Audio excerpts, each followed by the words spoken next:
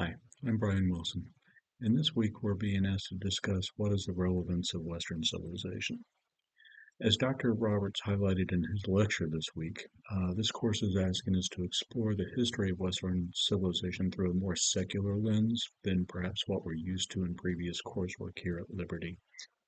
That said, it's extremely difficult to segregate Western civilization from religion, Christianity to be more specific, as man's pursuit of truths is inevitably linked to God's creation, the universe, the earth, every living thing, and the curiosity he imbibed in us.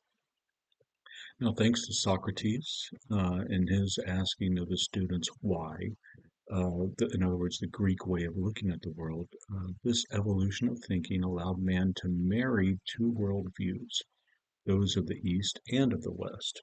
The cyclical pattern of Western philosophy, by that I mean seasons and harvests and the never ending combination of the two, met and intertwined with the Near East view, and by that I mean specifically the Judean understanding of a linear beginning and end of man's rule here on earth, not governed by the chaotic whims of an uncaring pantheon, but by the will of a singular creator.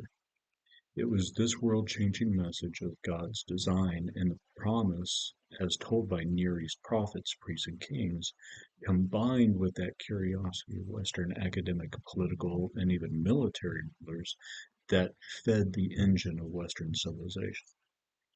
Now, it's worth mentioning here that some people view Western civilization as synonymous with freedom. Both the Socratic and Christian philosophies, meaning the two twins of modern Western thought, viewed freedom as the ability to live unrestrained. Now, conversely, the absence of freedom is slavery. And that's where the similarity ends.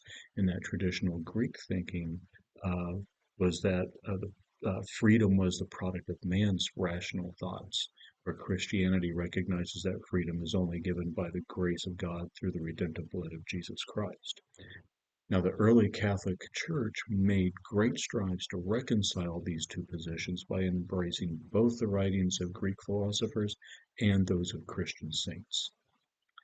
Now, as Royal suggests, the West has never been defined by national or geographic borders, but rather a common worldview which changed in accordance with the rulers of the time over the millennia, but remained uniquely Western. Uh, we had to have the empirical drives of Greco-Roman rulers, the likes of Alexander and the Caesars of Rome, to facilitate the spread of knowledge, language, and ideas throughout their conquered territories, which, as they saw it, was the world.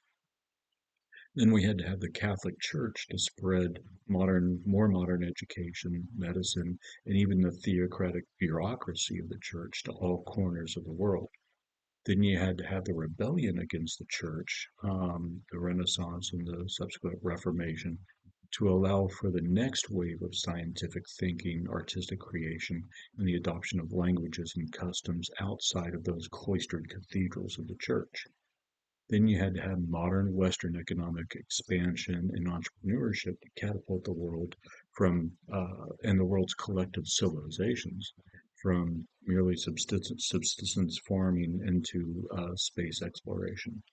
So the question isn't necessarily if Western civilization is relevant, but perhaps more where will Western civilization take us next? Thank you for your time.